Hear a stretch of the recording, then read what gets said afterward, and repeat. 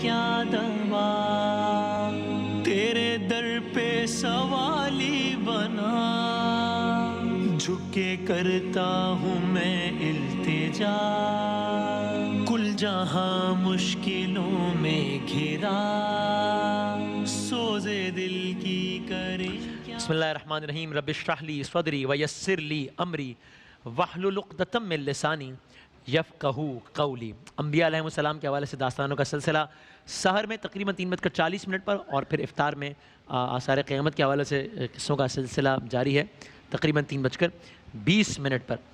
تو کل داستان مکمل ہوئی تھی حضرت ہود علیہ السلام کی، ان کی قوم عاد کا قصہ کل بیان کیا تھا۔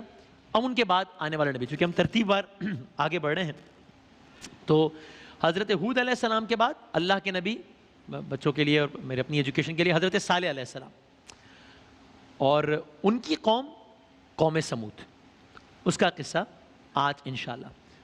تو ترتیب یہ بنی کہ حضرت آدم علیہ السلام، ان کے بیٹے حضرت شیس علیہ السلام، حضرت ادریس علیہ السلام، حضرت نوح علیہ السلام، حضرت ہود علیہ السلام، اور پھر حضرت صالح علیہ السلام۔ قوم عاد تھی اور اب قوم سمود۔ قوم عاد کے بارے میں کل عرض کیا تھا کہ وہ اس وقت قرآن کی آیت کا مفہوم تھا کہ وہ اس وقت زمین پہ طاقتور ترین لوگ تھے، لہیم شہیم، اور ان کو اپنی اس طاقت بڑا ناز تھا۔ پوری دنیا میں اس وقت ان کے ایسا طاقتور کوئی نہیں تھا۔ یہ ان کا ایک یونیک فیچر تھا اس قوم کا، ایک یونیک فیچر قوم سمود کا بھی تھا، اور یہ عجیب ہے، یہ انبیلیویبل ہے۔ فن تعمیر میں، کنسٹرکشن میں ان کو ایسا کمال حاصل تھا جو کسی کو حاصل، یعنی اس کے nobody was even close to it، اس کے آس پاس بھی کوئی نہیں تھا۔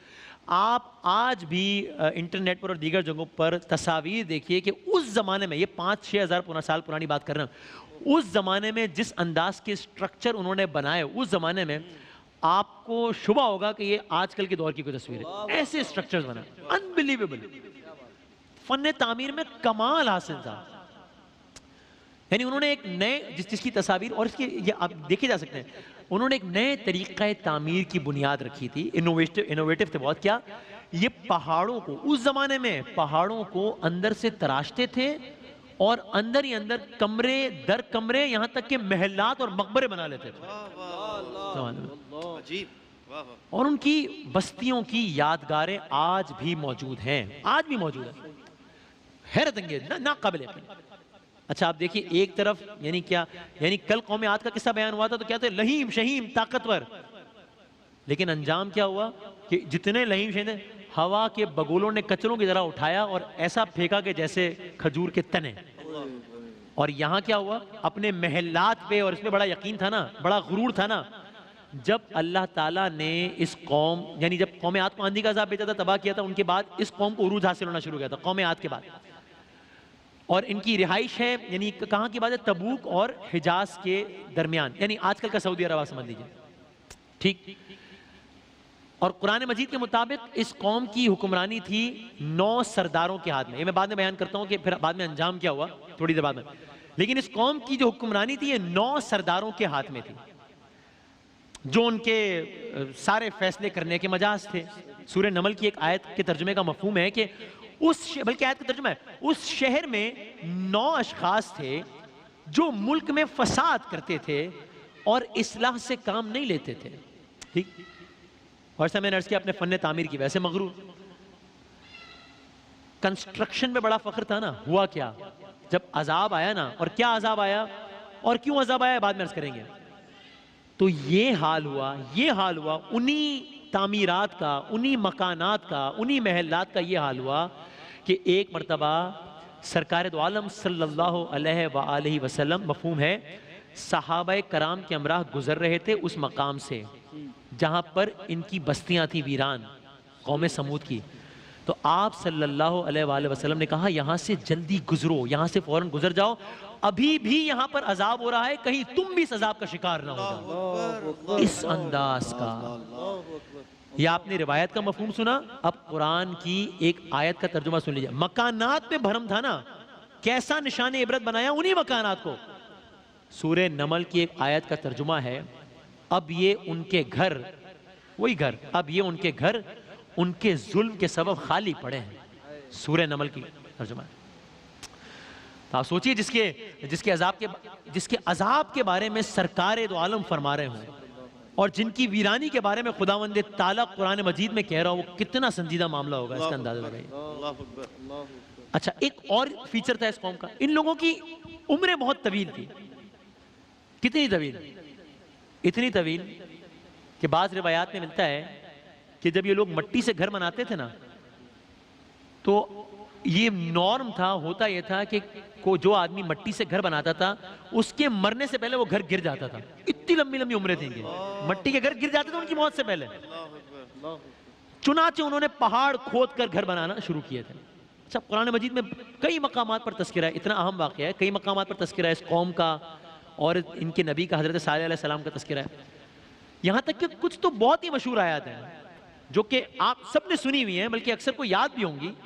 میں اپنی بات بتاؤں کہ یہ آیات میرے ذہن میں تھی، لیکن توجہ اب ہوئی کہ اچھا یہ اس عنوان سے ہیں۔ سورہ شمس اکثر کو یاد ہو، یہی واقعہ آخری آیات میں، بسم اللہ الرحمن الرحیم، اس کی آخری جو آیات ہیں، كذبت ثمود بتقواها اذ انبعث اشقاها فقال لهم رسول الله ناقة الله وسقياها فكذبوه فعقروها فدمدم عليهم ربهم بذنبهم فسواها ولا يخاف عقباها۔ یہ اسی واقعے سے متعلق ہیں آیات، اور ان کا ترجمہ آگے بیان کریں گے۔ اب اس قوم کا حال کیا تھا؟ بت پرستی کرتی تھی، گلی گلی بت پرستی ہو رہی ہے، قریہ قریہ بت پرستی ہو رہی ہے، برا حال ہے، کفر کا دور دورہ ہے اور گمراہی اپنے انتہا کو پہنچ چکی ہے۔ اور باوجود اس کے کہ یہ جملہ سنیے گا، باوجود اس کے کہ ان کے قریب ہی جغرافیکلی اسپیکنگ ان کے قریب ابھی ماضی قریب میں قوم عاد عذاب کا شکار ہوئی تھی، ابھی ان کے قریب ہی تھی اور ماضی قریب میں، لیکن اس کے باوجود بھی انہوں نے کوئی سبق حاصل نہیں کیا۔ یہ اپنے گھمنڈ میں اتنے زیادہ مبتلا تھے کہ انٹیلیجنٹ ہونے کے باوجود، انٹیلیجنٹ تو تھے تبھی تو اتنے فن تعمیر، انٹیلیجنٹ ہونے کے باوجود اللہ کے نبی صالح علیہ السلام کی دعوت کا انکار کر دیا۔ قرآن مجید کے الفاظ ترجمہ، کہنے لگے صالح علیہ السلام تم ہم کو ان چیزوں کے پوجنے سے منع کرتے ہو جن کو ہمارے بزرگ پوجتے آئے ہیں۔ یہ بھی سورہ ہود میں۔ اب صالح علیہ السلام نے دعوت دی، قوم بت پرستی کر رہی ہے۔ اب پہلے تو ان کے جو سردار تھے، 9 سردار، 9 کا فگر آیا قرآن مجید میں، انہوں نے اس دعوت کو مذاق سمجھا، جس طرح آپ نے سنا ہے ہود علیہ السلام کی قوم نے بھی، نوح علیہ السلام، آپ سب سن چکے ہیں۔ لیکن صالح علیہ السلام جب استقامت کے ساتھ دعوت دیتے رہے تو ہوا یہ کہ کچھ جو کمزور طبقے کے لوگ تھے وہ ان کے ارد گرد جمع ہونا شروع ہو گئے، وہ ان کی دعوت سے اٹریکٹ ہونا شروع ہوئے۔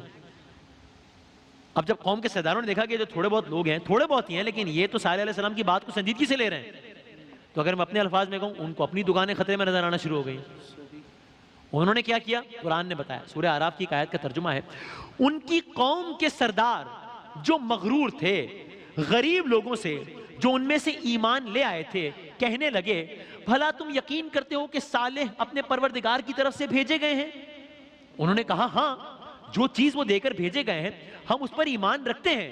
تو مغرور سردار کہنے لگے جس چیز پر تم ایمان لائے ہو ہم اس کو نہیں مانتے۔ تو اب یہ جو سردار ہیں یہ بڑے پریشان ہیں کہ ایک شخص آیا ہے اللہ کے نبی ہونے کا دعویٰ کر رہا ہے اور اس نے پوری سوسائٹی کو چیلنج کر دیا ہے اور کچھ لوگ اس کی طرف اٹریکٹ بھی ہو رہے ہیں۔ اب کیا ہوا جی؟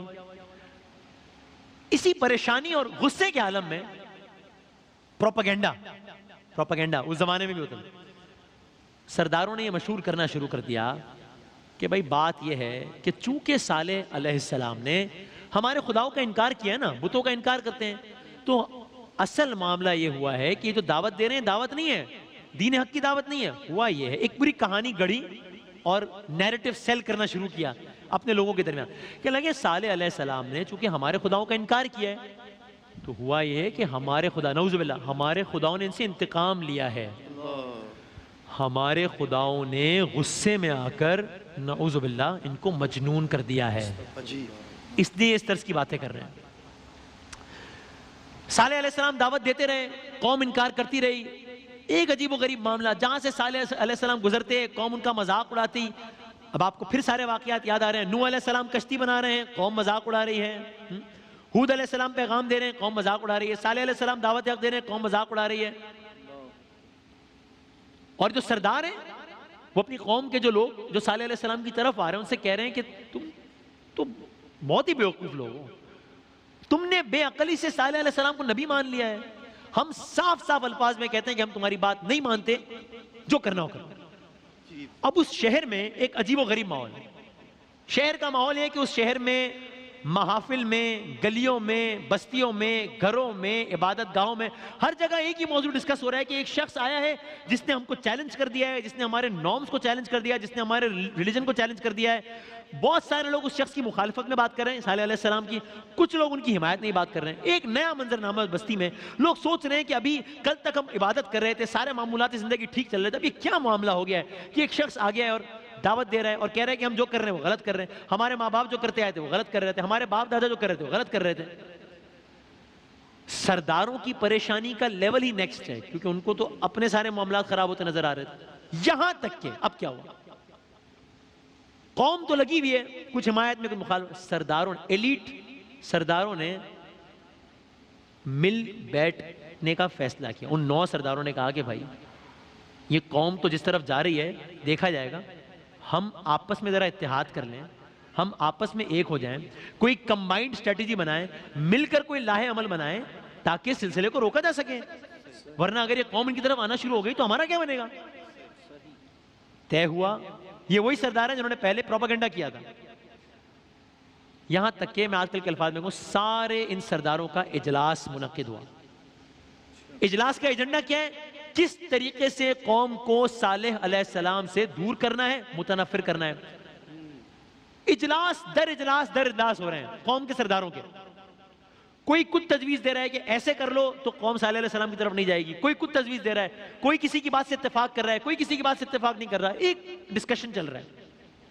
یہاں تک کہ ڈسکشنز کے بعد بالآخر ایک بات پر اتفاق ہو گیا تمام تر سرداروں کا۔ وہ کیا بات تھی؟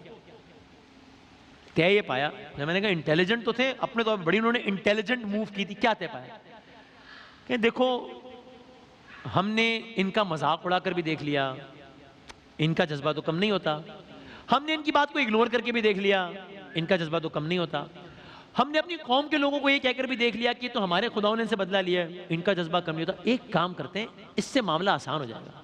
وہ کیا؟ ایسا کرتے ہیں سب مل کے ان کے پاس جاتے ہیں، صالح علیہ السلام کے پاس، بھائی ان کے سامنے کچھ ایسی شرائط رکھ دیتے ہیں بالکل جو ناممکن ہو، عجیب و غریب ہو، مزے کا خیز ہو، امپاسبل ہو، جن کو پورا ہی نہ کیا جا سکتا ہو۔ یعنی ہم ان کے پاس جائیں گے، ہم کہیں گے اچھا ٹھیک ہے، اگر آپ، یعنی یہ تو کہہ چکے تھے کہ اگر عذاب لانا ہے تو لے آئیں، لیکن عذاب تو جب آئے گا تب آئے گا نا۔ ایسا کرتے ہیں ان سے کہتے ہیں کہ اچھا اگر آپ سچے ہیں نا، آپ یہ کر کے دکھا دیں، ہم مان جائیں گے، ہم آپ پہ ایمان لے آئیں گے۔ اور وہ اتنی ناقابل یقین، اتنی ان لاجیکل بات ہو کہ وہ اس کو پورا ہی نہ کر سکیں، معاملہ ہی ختم ہو جائے گا، جان چھوڑ جائے گی۔ اپنے الفاظ میں اگر رکھوں، یعنی جب وہ ہمارا مطالبہ عوام کے سامنے پورا نہیں کر سکیں گے، ہم ان کو عوام کے سامنے نعوذ باللہ غلط قرار دے دیں گے کہ بھائی دیکھو ہم نہیں کہتے تھے، اگر یہ واقعی اللہ کے نبی ہوتے تو یہ بات پوری کر لیتے۔ کریڈیبلٹی ختم ہو جائے گی، معاملہ ختم ہو جائے گا۔ سرداروں کا اس بات پر اتفاق ہو گیا، صالح علیہ السلام کے پاس جائیں گے، ان کے سامنے یہ شرط رکھیں گے، وہ کہیں گے پوری کر دیں، ہم آپ کی بات مان لیتے ہیں، ختم۔ پوری نہ کر پائے اس کا مطلب آپ غلط ہیں، معاملہ ختم۔ سرداروں کا کس بات پر اتفاق ہوا؟ سرداروں نے صالح علیہ السلام کے سامنے کیا شرط پیش کرنے کا فیصلہ کیا؟ صالح علیہ السلام نے وہ شرط مانی یا اس کا انکار کر دیا؟ اگر انکار کیا تو کیا ہوا، اور اگر وہ شرط مانی تو پھر اس پر کس طریقے سے عمل ہوا، اور پھر آگے کیا ہوا؟ کل عرض کریں گے انشاءاللہ، وقفے کے بعد حاضر ہوں۔ ہاں مشکلوں میں گھرا سوزے دل کی کریں کیا دوا، تیرے در پہ سوالی بنا جھک کے کرتا ہوں میں التجا۔